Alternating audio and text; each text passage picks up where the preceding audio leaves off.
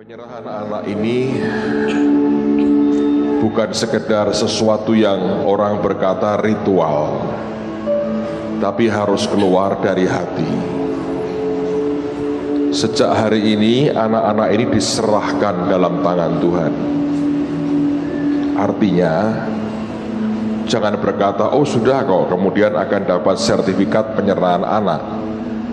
Tapi kenyataannya dalam sehari-hari, orang tua merasa paling bisa dan paling mampu dan paling bertanggung jawab untuk pertumbuhan anak-anak ini. Lalu Tuhannya dikesampingkan. Setiap anak ini akan punya jalan dan garis hidup yang berbeda-beda. Tapi sejak diserahkan dalam tangan Tuhan, dia minta penyerahan yang total. Sebab mungkin satu hari di titik usia tertentu, tiba-tiba dia bergerak ke arah yang kita sama sekali tidak pernah mau, atau mungkin aneh buat kita. Dan disitulah ujian daripada hati kita. Apakah kita tetap bisa berkata, Tuhan, anak ini pernah aku serahkan dalam tangan Tuhan. Apapun, tidak dengan kepanikan, tidak dengan emosi, tidak dengan semua kekerasan kita coba tarik dia, dipaksa balik seperti yang kita mau.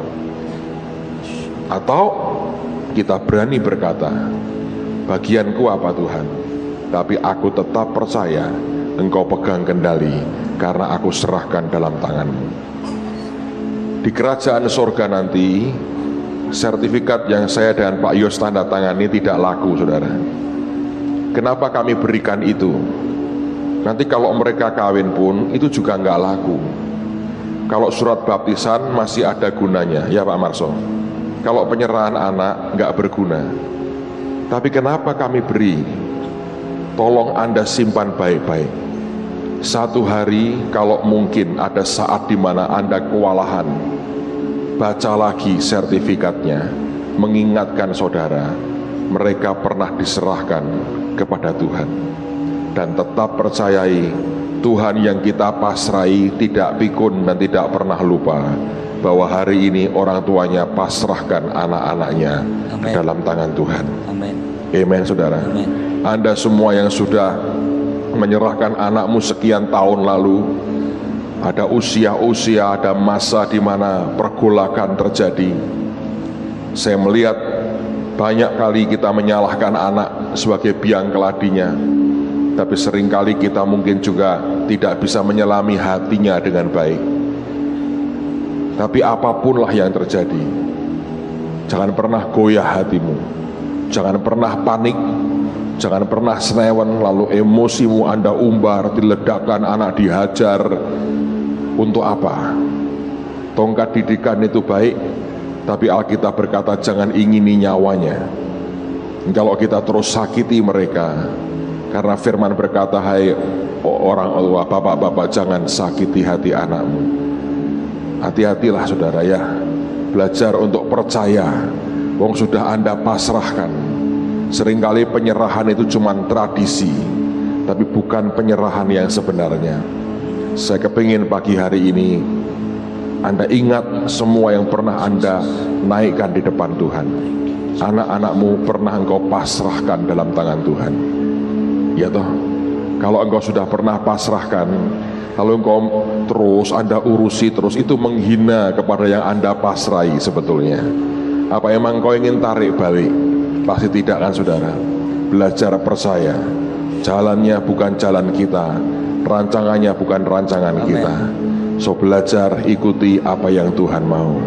Amen. Ada pertanyaan yang saya mau ajukan buat saudara. Dua pertanyaan, saya hanya pengen tahu saja. Tolong jawab dengan jujur.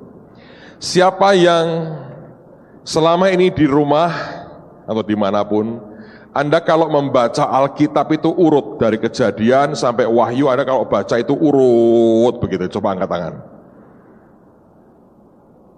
Tinggi. Alright, nah Anda urut ya. Siapa yang ketika Anda baca urut itu, Anda sudah pernah menghabiskan dari Kejadian sampai Wahyu? Habis betul-betul, angkat tangan tinggi-tinggi. Saya pikir Anda jauh lebih buruk dari kenyataan, saudara. Tapi Tuhan itu baik.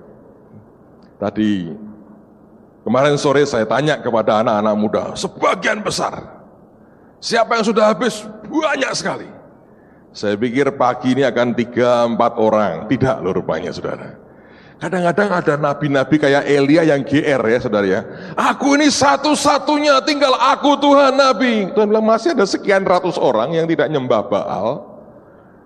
Seringkali kita tidak pernah mengerti bahwa Tuhan bekerja sangat dalam. Nanti sore saya mau tanya lagi, saya ingin tahu siapa yang terbaik, kelompok mana yang terbaik, Sabtu, Minggu pagi, atau Minggu sore. Dan minggu depan saya beritahu siapa yang terbaik. Kalau tidak sabar nunggu ya datanglah nanti sore Anda lihat gitu. Tapi kalau Anda datang sore jadi bagus banget kan. Well, tapi saya pikir saya mau lihat aja, saya mau tahu seberapa. Tapi saya mendorong Anda lakukan dengan baik apa yang Tuhan sudah mulai dalam kehidupan Anda. Nah, kalau saudara suka baca Alkitab, Anda pasti akan juga menikmati apa yang sebentar saya akan bacakan buat saudara. Lukas pasal yang ketiga. Injil Lukas pasal yang ketiga. Lukas pasal 3 ayat yang ke-23 mulai.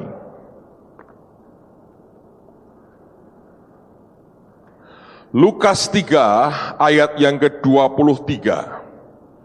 Injil Lukas pasal 3 ayat yang ke-23. Firman berkata, ketika Yesus memulai pekerjaannya, ia berumur kira-kira 30 tahun. Dan Anda garis bawahi kalimat berikut ini. Menurut anggapan orang. Lalu kalau Anda baca, di bawahnya sampai dengan ayat yang ke-38, itu ada daftar silsilah dari Tuhan Yesus. Tapi sebelum dibacakan silsilahnya, ada perkataan dan menurut anggapan orang. Nanti kita akan bandingkan dengan Matius pasal yang pertama. Di situ juga cerita tentang silsilah Tuhan Yesus. Tapi bedanya apa dengan yang Lukas tunjukkan? Bedanya adalah yang Lukas sengaja ditulis menurut anggapan orang. Mengapa sampai Lukas menuliskan menurut anggapan orang? Semua kita percaya penulisan firman ini karena inspirasi, karena dorongan atau petunjuk atau perintah atau dikuasai oleh Roh Kudus. Jadi bukan kebetulan, melainkan saya percaya disengaja oleh Tuhan. Dia cantumkan kalimat menurut kata orang, menurut anggapan orang. Manusia selalu punya anggapan, selalu punya persepsi, selalu punya sudut pandang. Tidak ada yang menyalahkan sudut pandangmu. Tapi apakah itu benar dalam kenyataannya atau tidak, itu cerita lain. Apakah itu akan berbuah atau tidak, nanti dilihat dari buahnya. Apakah persepsi itu membuat orang makin dekat dengan Tuhan, atau membuat orang murtad meninggalkan Tuhan? Persepsi membuat Anda makin berbuah lebat, atau hidupmu makin kering dan tidak ada buahnya? Nah, sekarang perhatikan. Alkitab mengatakan, dan menurut anggapan orang. Seperti apa anggapan orang? Kalau nanti Anda baca, nyaris tidak ada sesuatu apapun yang kita bisa temukan dari daftar ini. Mari kita baca. Saya ulang ayat 23. Ketika Yesus memulai pekerjaannya, ia berumur kira-kira 30 tahun, dan menurut anggapan orang, ia adalah anak Yusuf, anak Eli, anak Matat, anak Lewi, anak Malki, anak Yanai, anak Yusuf, anak Matika, anak Amos, anak Nahum, anak Hesli, anak Nagai, anak Maat, anak Matika, anak Simei, anak Yoseh, anak Yodah, anak Yohanan, anak Resah, anak Serubabel, anak Sealtiel, anak Neri, bukan Nuri, Neri, anak Malki, anak Adi. Nama Adi ternyata Alkitabiah. Yang mau punya anak dan tidak punya daftar nama, tak beri daftar nama sekarang. Anak Kosam, bukan Kusam. Anak Elmadam, bukan Eliakadam. Anak Er, anak Yesua, anak Eliezer, anak Yorim, anak Matat, anak Lewi, anak Simeon, anak Yehuda, anak Yusuf, anak Yonan, anak Elyakim, anak Meleah, anak Mina, anak Matata, anak Natan, anak Daud, anak Isai, anak Obed, anak Boas, anak Salmon, anak Nahason, anak Aminadab, anak Admin. Ini bukan administrasi tuh, memang admin namanya, saudara. Anak Arni, Arni itu laki atau perempuan? Kalau di kita, Arni itu Mbak Arni, Jeng Arni, Bu Arni, Ses Arni. Tapi ini Arni nama laki. Anak Hesron, anak Peres, anak Yehuda, anak Yakub, anak Ishak, anak Abraham, anak Terah, anak Nahor, anak Seruk. Ada yang pengen punya nama anak Seruk? Anak Rehu, anak Pelek atau Pelek, saudara. Pelek yang suka jual beli mobil, Pelek suka juga. Anak Eber, anak Salmon, anak Kenan, anak Arpaksad, anak Sem, anak Nuh, anak Lameh, anak Metusalah. Metusalah itu orang Jawa berkata salah weton itu ya. Anak Henoh, anak Yared, anak, nah ini rada angel bacanya, Mahalaleel. Nah gitu. Anak Kenan, anak Enos, anak Set, anak Adam, anak Allah. Jadi anak ini, anak ini, anak ini, anak ini, anak ini, anak ini, anak ini. Kalau Anda baca, datar, hambar banget. Kenapa? Karena menurut anggapan orang. Semua yang menurut anggapan orang akan begini nih aromanya. Datar, hambar, gak ada apa-apa. Anda telan terus. Kalau ini seluruh Alkitab isinya begini, saudara. Pada akhir pembacaan tidur semua, blek ngorok. Kenapa ditulis, Pak? Memang ada tujuannya. Supaya orang mengerti, ini loh menurut anggapan orang. Kalau engkau melihat kekristenan, melihat Yesus berdasarkan anggapan orang, kalau engkau mau ngerti akan genealoginya, maka ini yang terjadi. Menurut anggapan orang, ini, anak ini, anak ini, anak ini. Perhatikan inilah, ini cirinya. Mulai dari Yesus, naik ke atas. Ke Yusuf, ke Eli, ke siapa macam, terus naik. Dari bawah, naik ke atas. Karena menurut anggapan orang, maka orang melihatnya dari bawah. Dari bawah, naik ke atas. Oke. Sekarang bandingkan dengan Matius. Matius pasal 1 ayat yang pertama. Matius 1, lihat ayat yang pertama. Kenapa sampai dua Injil ini menulis akan silsilah Yesus? Supaya kita belajar perbedaannya. Yang Lukas tadi menurut anggapan orang, yang Matius bukan menurut anggapan orang. Seperti ini yang Tuhan mau. Inilah silsilah Yesus Kristus, anak Daud, anak Abraham. Lompat loh. Dia nggak mulai dengan Yusuf, anak Eli, enggak, dia mulai dengan Daud, Abraham. Dia berkata kita mulai dari pokoknya saja. Ini pokoknya pentingnya anak Daud, anaknya Abraham. Lalu kemudian ayat 2. Matius menulisnya mulainya beda. Kalau Lukas menurut anggapan orang dari bawah. Yesus, anak Yusuf, anak Eli, anak siapa, anak siapa, anak siapa. Tapi Matius di ayat yang kedua mulai dengan apa? Perhatikan, Abraham memperanakkan siapa? Ishak. Ishak memperanakkan Yakub. Yakub memperanakkan Yehuda dan saudara-saudaranya. Teruskan lagi. Yehuda memperanakkan Peres dan Serah. Dan perhatikan Tamar, dari Tamar. Ini sebetulnya sudah nyalai aturan penulisan Yahudi. Karena orang Yahudi kalau nulis tradisinya, nama wanita boleh dibilang jarang disebut. Anda tidak pernah tahu sampai hari ini nama anak-anak perempuannya Adam, walaupun dia punya. Tidak ada orang tahu siapa nama anak-anak perempuannya Adam. Kenapa? Karena tradisi penulisan Yahudi waktu itu menghapus nama wanita.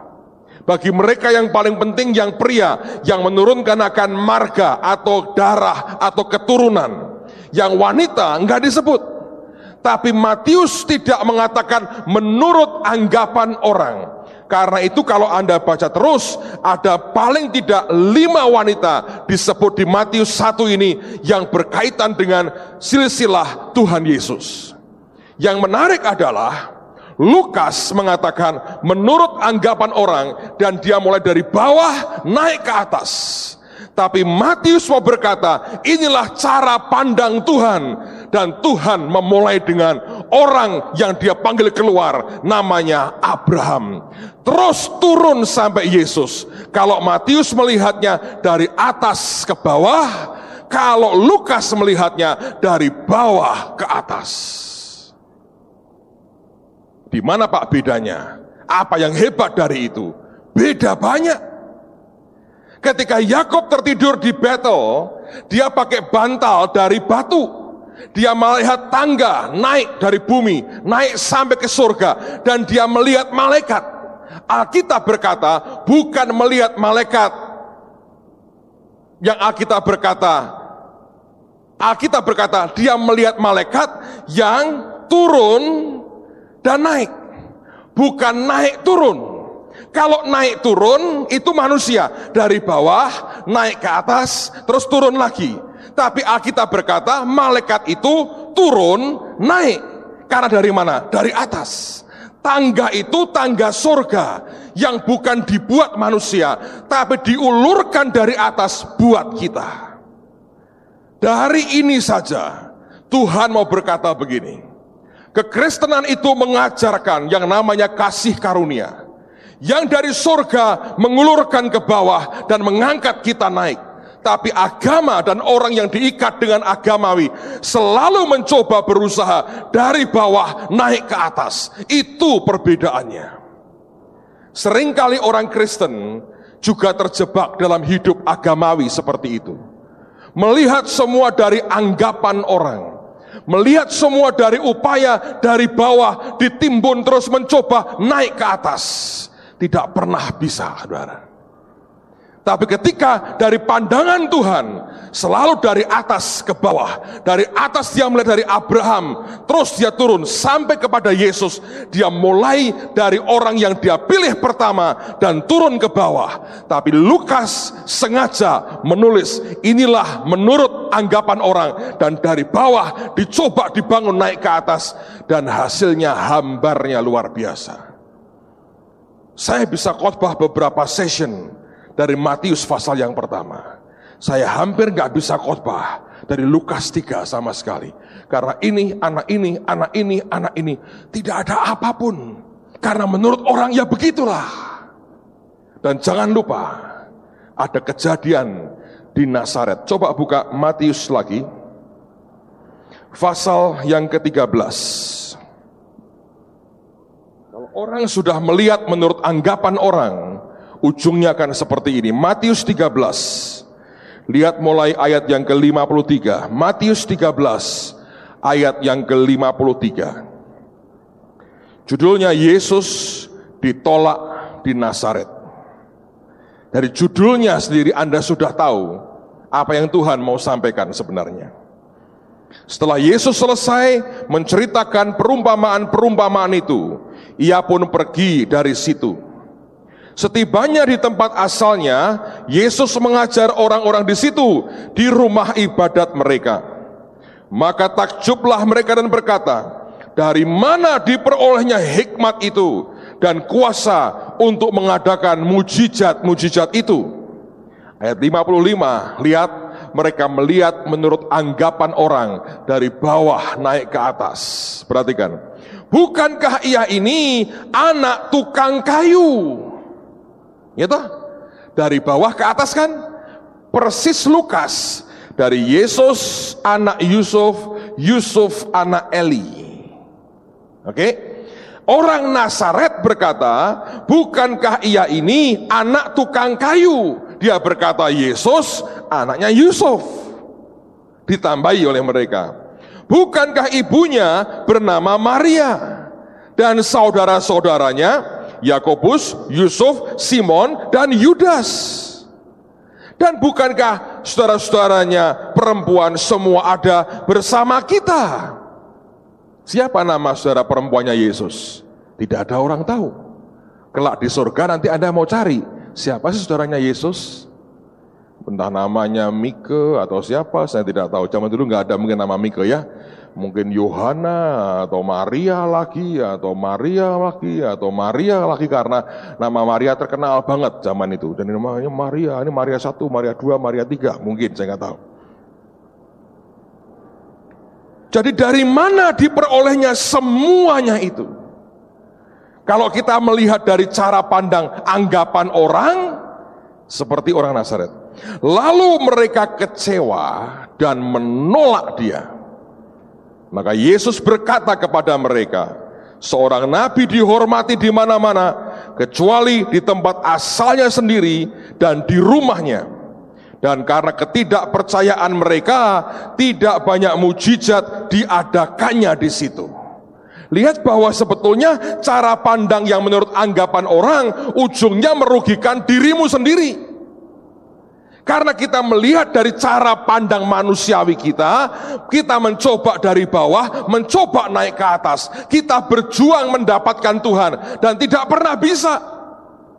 Karena dalam Yesus dia sediakan anugerah. Dia berkata, aku dari atas mau turun ke bawah. Bisakah engkau terima anugerahku dan bukan dari upayamu sendiri? Ada orang muda yang kaya datang ke Yesus berkata, Guru yang baik, apa yang harus aku perbuat untuk mendapat hidup yang kekal? Semua pemberian Tuhan tidak bisa diusahakan dengan cara manusia kita. Dia berkata, apa yang harus aku perbuat? Dan kalau kita mulai dengan apa yang harus aku perbuat, jawabnya selalu sama, satu yang kurang. Selalu ada yang kurang, dan yang kurang itu Anda dan saya tidak akan pernah bisa untuk menggenapinya. Ya tak? Dia berkata apa? Jual semua milikmu, bagikan kepada orang miskin, lalu kamu ikut aku. Sedih, kecewa, tinggalkan Tuhan. Dari mula cara mendekati Tuhan dan semua anugerahnya salah. Dia melihat dari bawah, dicoba naik ke atas. Di dalam Yesus dari atas turun ke bawah. Orang muda yang kaya berkata, apa yang harus aku perbuat? Apa yang harus aku perbuat? Kalau semua dari upaya kita supaya kita mendapatkan hidup yang kekal, tidak pernah berhasil. Selalu dia berkata, kamu berbuat ini, masih ada satu yang kurang, dan yang satu itu ternyata dia tidak pernah bisa menggenapkannya. Bandingkan dengan Sakius. Menurut saya, sama-sama kayanya. Dan Sakius ini agak cacat, dia pendek, tapi orang juga benci sama dia. Dia pemungut cukai. Dan setiap kali pemungut cukai pada zaman itu memperkaya dirinya. Dia tekan banyak orang dengan kekuatan Roma yang dia pegang. Dia pacekin banyak orang dan dia ambil sebagian untuk dirinya. Satu hari Yesus lewat kota Yeriko. Sakius sadar siapa dirinya kok. Tidak dengan gagah berkata, apa yang harus aku perbuat? Kalau orang muda ini berani ngomong seperti itu karena merasa sudah berbuat banyak. Dan ternyata memang betul, cuma satu yang kurang. Tapi satu itu fatalnya luar biasa dan dia gagal. Sakius tidak punya apa-apa untuk dia banggakan. Sakius tidak punya apapun yang membuat dia bisa berkata, aku punya dan aku ini baik orangnya. Dia ditolak semua orang, tidak ada orang mau memberi dia tempat untuk nongol di depan melihat Yesus seperti apa. Orang begitu banyak dan dia naik pohon ara atau pohon sikamor. Ketika dia naik ke atas dan dia melihat dari atas seperti apa Yesus itu, cuman pengen ngerti seperti apa Yesus itu. Tidak berani mendekat, tidak berani ngomong, sadar dia orang berdosa, sadar dia kotor. Orang yang sadar dirinya kotor tidak akan pernah berani langsung tembak berkata, suruh apa aku? Karena tidak punya kebanggaan apa-apa. Dan Tuhan berkata, lihat Sakius. Mungkin saudara ya, dia lagi jalan, mungkin dia berpikir gini, ini kebun binatang atau Yeriko toh? Tanya muridnya, Yudas, ini apakah ada pembangunan Jericho Zoo, gitu, kebun binatang Yeriko? Enggak ada Tuhan. Kalau ada kan aku sudah dapat komisinya, katanya begitu. Itu yang bergelantungan, dilihat, oh manusia katanya. Tuhan lihat, dilihat gitu. Dan dia tanya, siapa sih? Orang berkata, orang terkenal jahatnya dan jeleknya, Sakius. Dia bilang, Sakius, turun. Dia berkata, hari ini aku harus numpang di rumahmu. Saudara pikir itu bukan kegilaan. Dia bilang, Tuhan nginep di rumah pengkhianat bangsa, meresin orang Yahudi, koruptor besar, makan uang rakyat, dan dia tega nelen makanan di rumahnya Sakius, tidur di kasurnya yang dibeli dengan memeras orang, dan dia berkata, aku mau numpang di rumahmu. Dan Sakius dengan gaya sirkus, dia turun cepat sekali saudara. Dia senang banget, dia terima Tuhan di rumahnya, dia teriak, kalau ada yang kuperas, kembalikan sekali kali lipat. Separuh hartaku, aku berikan kepada orang miskin. Tuhan berkata, hari ini ada keselamatan di rumah ini. Anda bisa bayangin, bedanya orang merangkak dari bawah, pengen mencoba menjangkau Tuhan. Bedanya orang mencoba mencari perkenan Tuhan dengan caranya sendiri, dibanding yang namanya anugerah Tuhan, di mana Tuhan menghampiri saudara. Kekristenan tidak mengajar kita untuk mencoba mendekat ke Tuhan. Kekristenan mengajar bagaimana Tuhan menghampiri saudara. Yang dibutuhkan cuma sederhana, percaya aja. Bukan kerumitan, bukan segala macam tetek bengek. Yang penting apakah engkau percaya ketika Tuhan menghampiri engkau. Sakius percaya. Dia senang. Gua orang paling berdosa, dia mau nginep di rumahku, wow.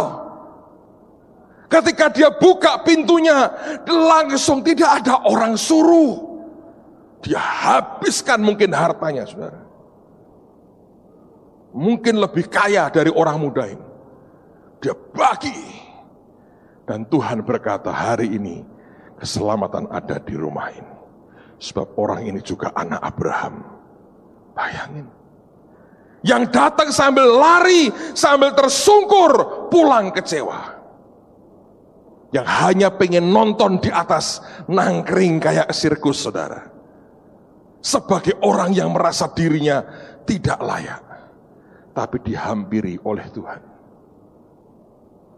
Saya hanya mau sampaikan pesan Tuhan malam hari ini. Tuhan berkata pada saya begini, ada beberapa orang yang Anda susah sekali hari-hari ini. Ada beban berat banget. Engkau selalu bertanya, aku harus ngapain Tuhan? Aku harus ngapain Tuhan? Tuhan berkata, engkau tidak usah berbuat apa-apa nak. Terima anugerahku hari ini. Berkata Tuhan, aku percaya, aku hidup dalam anugerah. Susah saya tahu saudara. Karena otak kita ini sudah dari kecil diberitahu, engkau mesti kerja sesuatu, harus berbuat sesuatu, supaya engkau mendapatkan itu. Kalau orang tidak kerja, kamu gak mungkin bisa makan, kamu harus berbuat sesuatu, semua karena keringatmu. Ya, dunia ngajari begitu. Tapi dalam Tuhan, Anda memang harus tetap bekerja. Tapi engkau hidup dalam yang namanya anugerahnya. Itu bedanya. Menurut anggapan orang, dia anak Yusuf, anak Eli dan seterusnya. Di bawah naik ke atas.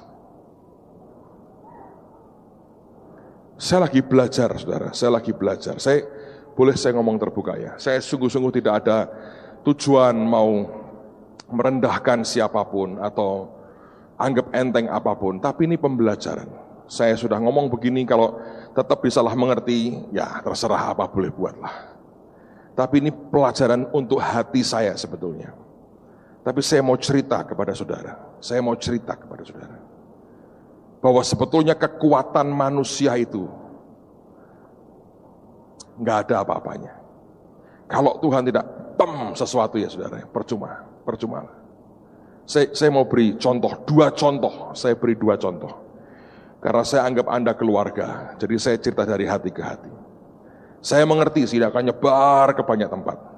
Tapi saya ambil resiko itu, supaya kita semua belajar dari semua yang terjadi. Saya tahu di sebuah kota di Jawa ini, sekian tahun lalu ada gereja yang berkembang cepatnya luar biasa. Waktu kita mencapai kira-kira 2.000 jemaat, mereka naik cepat jadi 700. Dalam waktu sangat singkat, dalam hitungan bulan. Kita ini 2.000 setelah berapa tahun ya? 7-8 tahun. 8 tahun. 8 tahun kita tembus angka 2.000. Dan setelah itu memang kita gerak lebih cepat. Tapi ini gereja dalam hitungan bulan, dari 0 naik 700. Dan saya tahu ini fenomenal banget. 8 tahun kita tembus angka 2.000. Dan setelah itu memang kita gerak lebih cepat. Tapi ini gereja dalam hitungan bulan, dari 0 naik 700. Dan saya tahu ini fenomenal banget. Sejujurnya saya tidak pernah merasa bersaing dengan siapapun sih. Tapi saya amati, saya bilang, wow, apa yang mereka punya ya, fenomenal banget. Mereka pernah buat KKR di lapangan, dan sambil dibuat kolam baptisan atau apa. Jadi begitu bertobat, ditantang, bertobat, maju, baptis. Masuk kering, keluar basah. Bayangin, luar biasa gak? Sekali-sekali kita perlu begitu, saudara. Gitu. Masuk kering, keluar KKR dengan tema masuk kering, keluar basah. Itu artinya kalau Anda bertobat, masukkan kolam baptisan, cemplungin, keluar, baptis sudah. Oke juga tuh, saya bilang, wah kagum saya.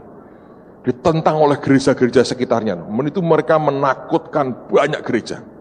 Dalam waktu singkat menurut saya, attendance mereka yang hadir di kebaktian mereka, mungkin termasuk yang terbesar di kota itu. Dalam waktu singkat. Hanya hitungan bulan. Lalu kemudian, ini yang terjadi. Nggak lama setelah itu, pemimpinnya pindah ke kota lain. Merasa bahwa Tuhan suruh pindah ke kota lain. Pindah. Saya sekian hari lalu ketemu salah orang jemaatnya.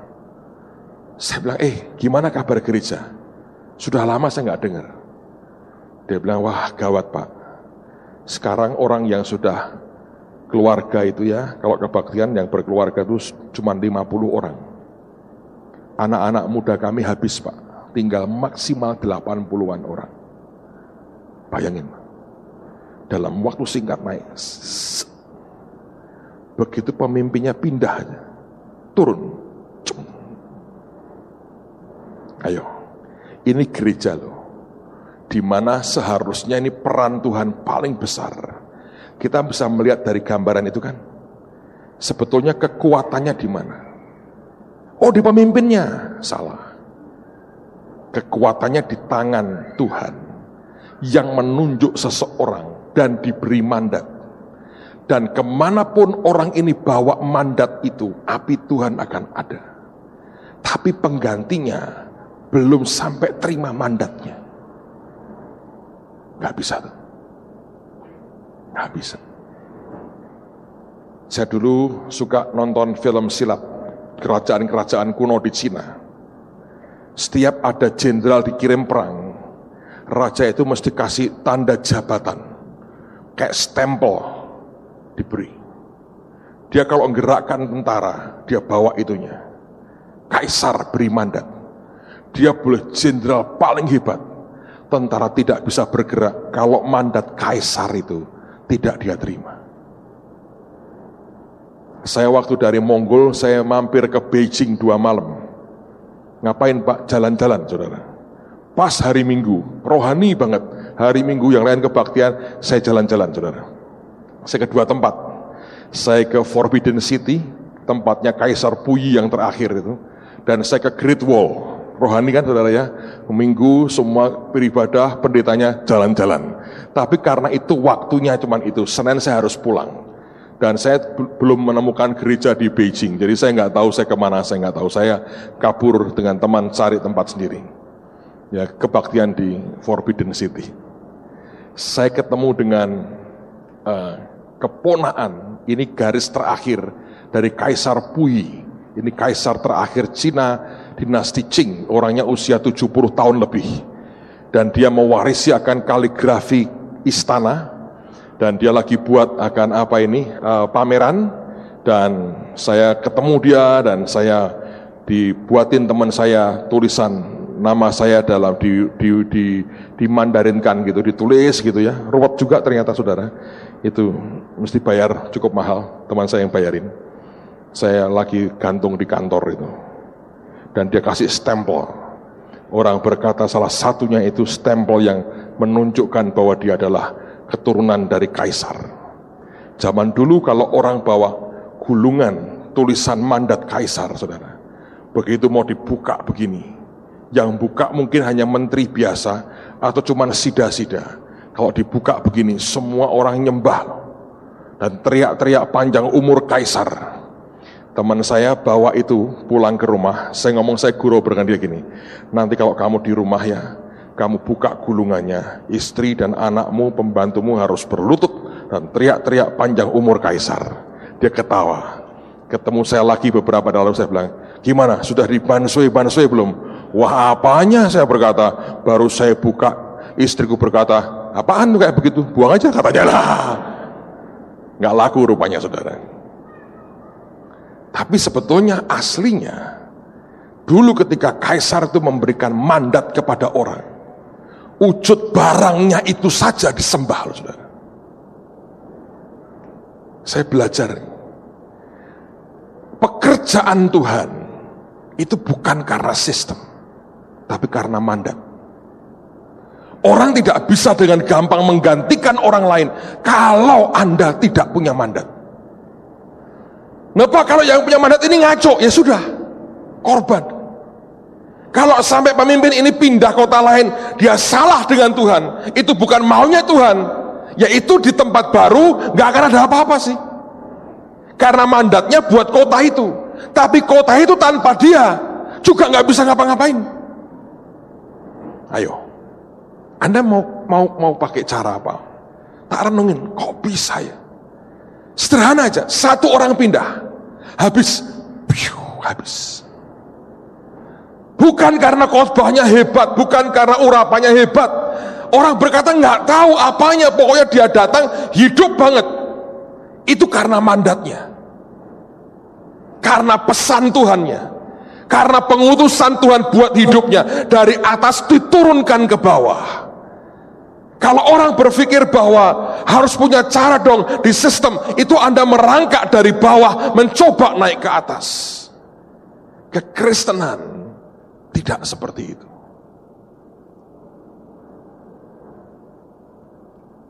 Saudara mengalami masalah, datang ke Tuhan, ngomong sederhana aja, Tuhan, aku ini hamba-Mu. Apapun yang tidak Engkau izinkan berlaku dalam hidupku tidak akan terjadi. Yang Engkau izinkan terjadi, beri kekuatan, aku melewati. Selesai. Itu memberikan sebuah dasar yang kuat bagi hidupmu untuk berkata, aku ini kerjaan dari atas turun ke bawah, bukan dari bawah aku mencoba naik ke atas. Saya amati kok saudara. Hal yang kedua yang saya amati, saya nggak mau sebut jumlah, tidak etis, aneh. Beberapa waktu yang lalu, Anda acara kan di Hodi Stadium, Anda mungkin datang kan penuh padat. Saya nggak bisa hadir karena saya pas di luar kota. Saya dijadwal jauh hari sebelum acara itu dimunculkan, sehingga tidak mungkin saya batalkan karena yang di sana juga acara besar. Lalu penuhan sampai orang pada pulang, nggak ada tempat lagi. Saya dengar sampai ada yang jatuh di kolam baptisan ya, kepleset jatuh di kolam baptisan. Siapa yang bantuin? Bisa bantuin, bum, nggak tahu. Lalu diambil persembahan, Saya baru tahu beberapa hari lalu, terima laporannya, saya kaget. Waktu Don Moen datang, penuh sih tapi nggak padat banget. Mungkin rabaan saya 8-9 ribu orang. Yang terakhir jauh lebih banyak. Saya nggak ngomong Bahtera loh. Kalau ngomong Bahtera gila lagi. Tapi ini saya ngomong Don Moen. Dan yang dibuat terakhir. Ketika sama-sama memberi persembahan, normalnya dalam jumlah jauh lebih besar, orang memberi jauh lebih banyak. Saudara tahu kenyataannya? Dibanding waktu Don Moen, tanya Bu Silas ya, Bu, coba Anda renungin, kok bisa ya? Sampai hari ini saya masih pergumulkan di hati saya sih. Tapi kesimpulan saya sederhana. Kalau bukan sesuatu dibuat dari atas, saya nggak berkata itu acara bukan dari Tuhan, bukan. Tapi saya nggak tahu apa yang di dalamnya dan gimana caranya waktu persembahan. Saya nggak tahu persis kan, saya nggak ikut. Tapi saya belajar dari semuanya. Kalau dia berkata, aku berkati kamu nak, dia berkati kita. Tapi kalau kita mengupayakan dengan kekuatan kita mencoba apapun lah kita bisa buat. Jumlah orang itu ternyata terbukti loh saudara.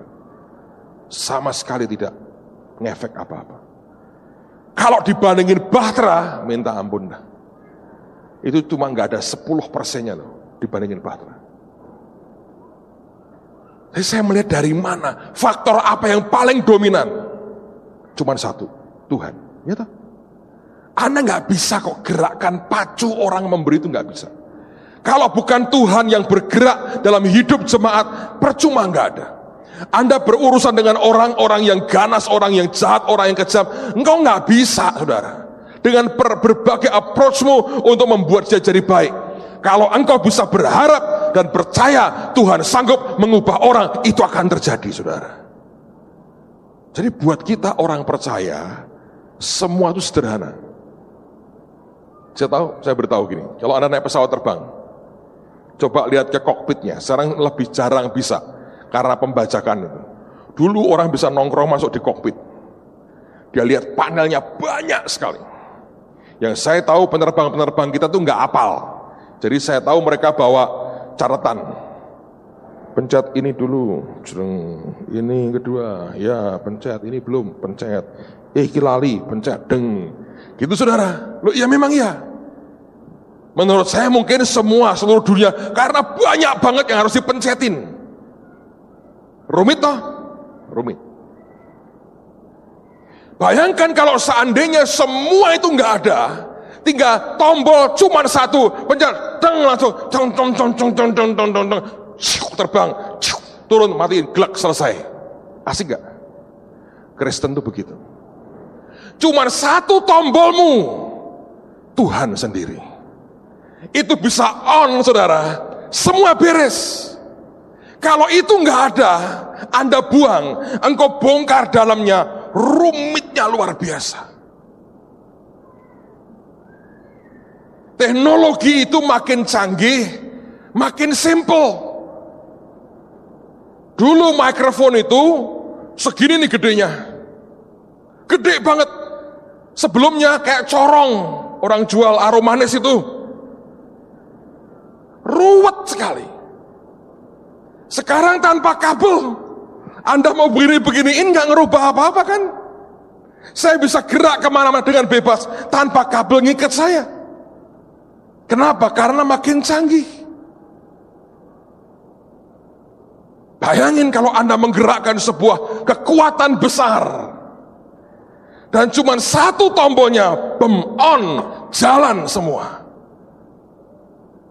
Kekristenan mengajar dari atas turun ke bawah, bukan dari bawah mencoba naik ke atas. Jadi dengan kata lain, Pak ini mau dibawa kemana? Sederhana. Semua tergantung on off yang di atas, ya kan? Tapi bukan karena keputusanmu loh. Aku mau nge-onin Tuhan dulu ya. Deng on Tuhan. Enak, kurang ajar tuh namanya. Untuk bisa membuat dia on.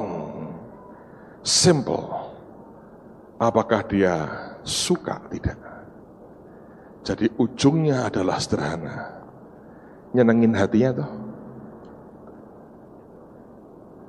Kalau dia disenangkan hatinya, karena Alkitab berkata, anaknya saja dia beri, apalagi yang lain. Simple. Jangan dibuat ruwet, saudara. Senengin hatinya. Caranya apa? Jangan mendadak merayu. Nah kita ini kalau pas butuh baru merayu. Tuhan, Tuhan, sebel dia bilang.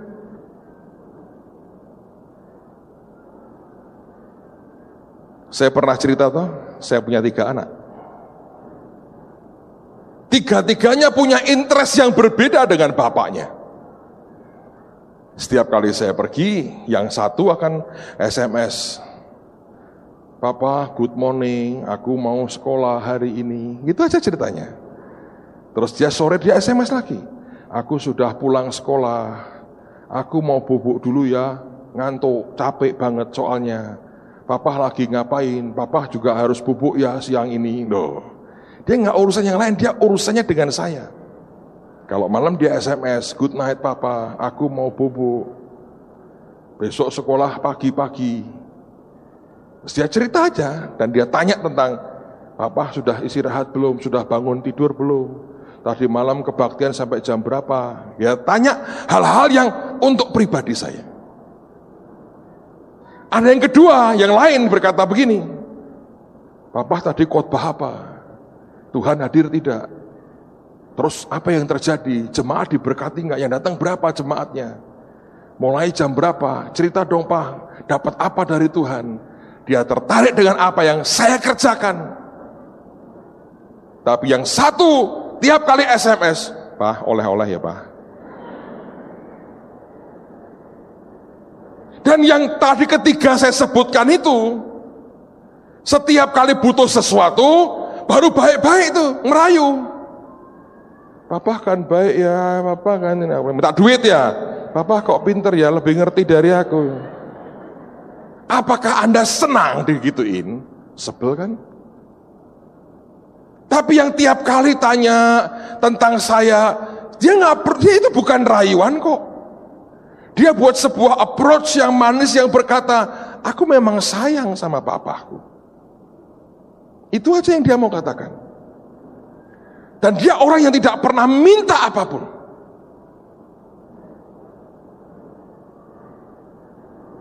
Tapi ketika dia butuh, ini on terus saudara. Apapun kasarnya, on. Sebab tahu apa yang dia buat nyentuh di hati. Anda dengan Tuhan mesti gitu. Jangan kau lagi butuh baru puasa. Aku ngeleh Tuhan. Tuhan bilang, mangan toh. Lah aku puasa kok Tuhan, aku punya kebutuhan. Dia bilang biasa. Kalau sudah semuanya oke, sembarangan hidupnya. Sedih hatinya. Kekristenan itu anugerah, saudara. Dari atas turun ke bawah. Anggapan orang dari bawah merangkak naik ke atas. Gak bisa. Kalau kita tidak mau hidup dalam anugerah, gak bisa.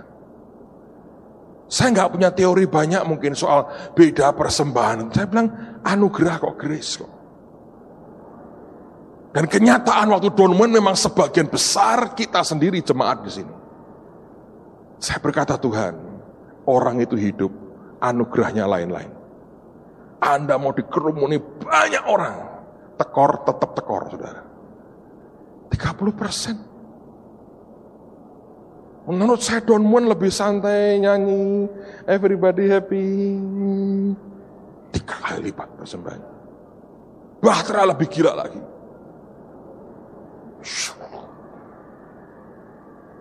Bayangin, apa sih? Faktornya cuman yang di atas, cuman Tuhan. Dan Dia bukan lagi yang di atas, tapi di dalam kita. Seandainya tiap kali hidup kita ini hidup yang nyenengin hatinya, tiap kali Dia lihat kita dan Dia merasa berkata, aku suka loh, itu sudah segala-galanya loh. Tiba-tiba ketika engkau ada sesuatu sedikit aja, Dia tahu apa yang harus Dia buat. Amen, saudara. Anda kan tahu toh kalau ada orang merayu saudara hanya untuk mendapatkan sesuatu. Saya berdoa tidak dengan kita. Setiap kali biarkan kita belajar menyenangkan hatinya. Tombol yang banyak itu kita singkirkan. Kenapa harus belajar tombol yang rumit begitu banyak? Kalau ternyata cuma satu tombol yang on dan semuanya Dia bereskan dalam anugerahnya. Tentu ada bagian kita. Tapi hidup bukan karena kekuatan dan upaya kita, tapi karena anugerahnya turun dalam hidup kita. Anda mau hidup dalam anugerah?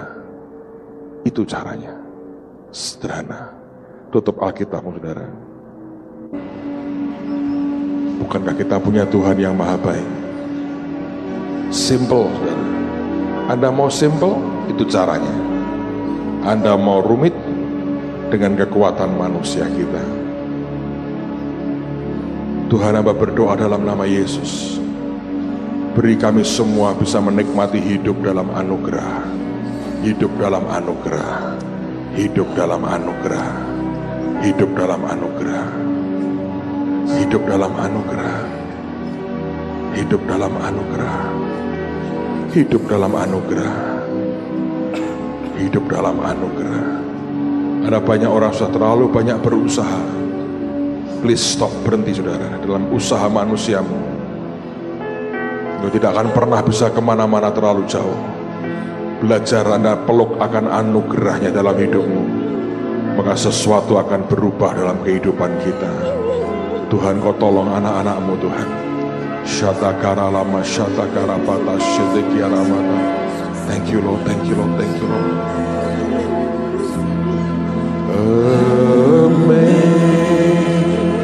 Amazing grace, how sweet the sound that saved a wretch like me.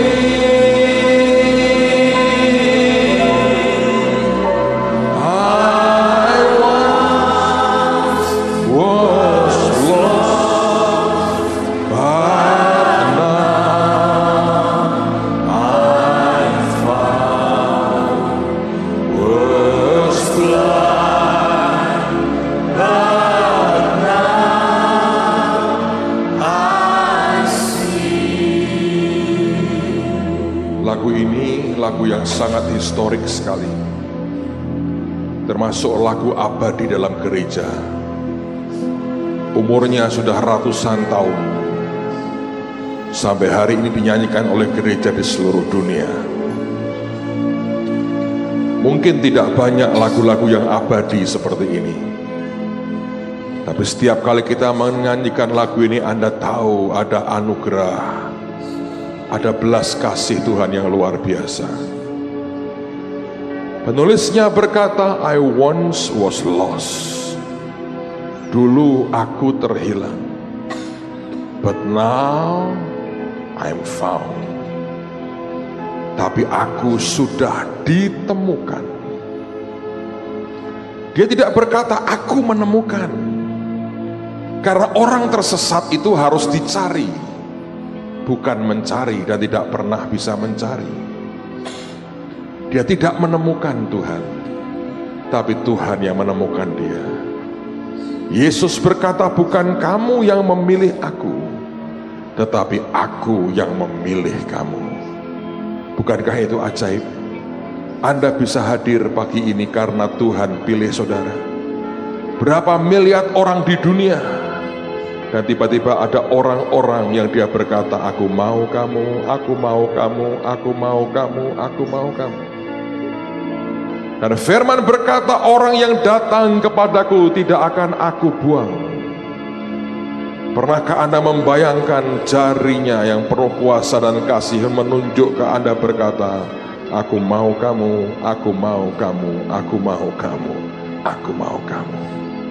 Sebab dia berkata, bukan kamu yang pilih aku, tapi aku yang memilih kamu.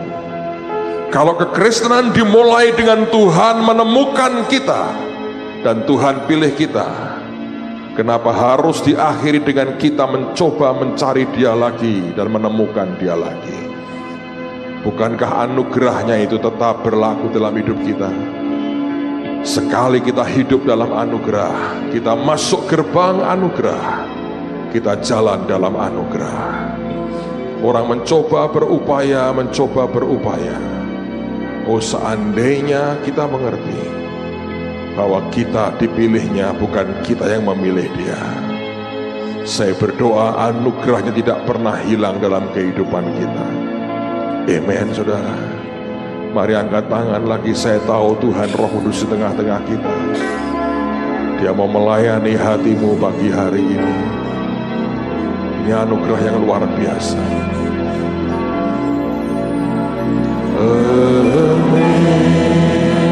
Amazing grace, how sweet the sound that saved a wretch like me.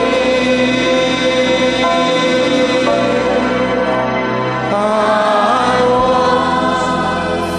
was lost, but now I'm found.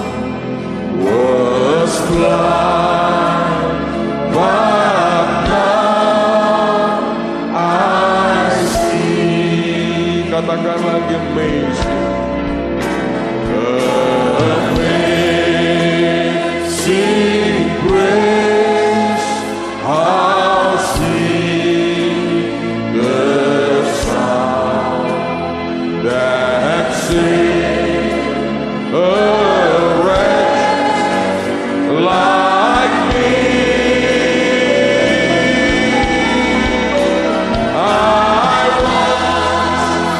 was lost, but now I'm found. Was blind, but now I see. Katakan lagi, ungkapkan syukurmu. Amazing grace, how sweet the sound that saved a wretch like me. I was lost,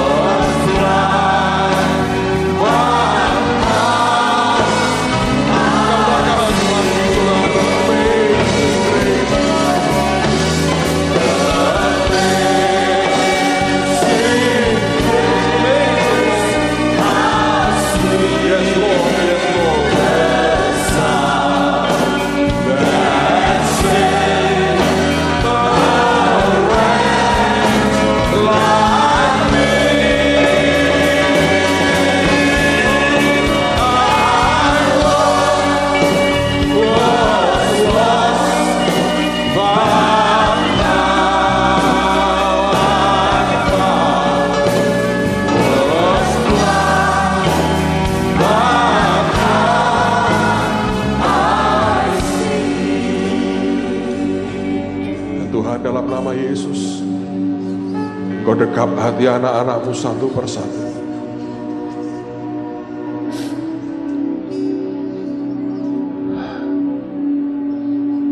Biar kau tahu sayangnya Tuhan dalam hidupmu, saudara. Dan sejak tadi malam Tuhan terus berkata, beritahu anak-anakku, aku sayang mereka.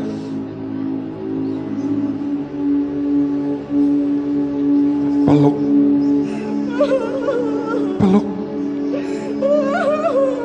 peluk, peluk, saudara. Dia di tengah-tengah kita. Dekap Tuhan, dekap Tuhan, dekap Tuhan. Sakaya nama Tuhan, dekap Tuhan, peluk. Tuhan, Tuhan, Tuhan, Tuhan.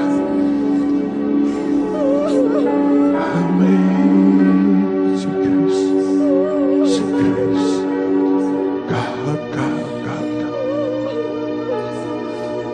Bisakah engkau merasakan sayang dalam hidupmu? Kau sudah berjuang dengan kekuatanmu selama ini. Menurut anggapan orang tidak pernah bisa membawa apa-apa. Tapi kalau dia dari atas turun ke bawah, sesuatu terjadi, saudara. Sesuatu terjadi. Sesuatu terjadi. Tuhan,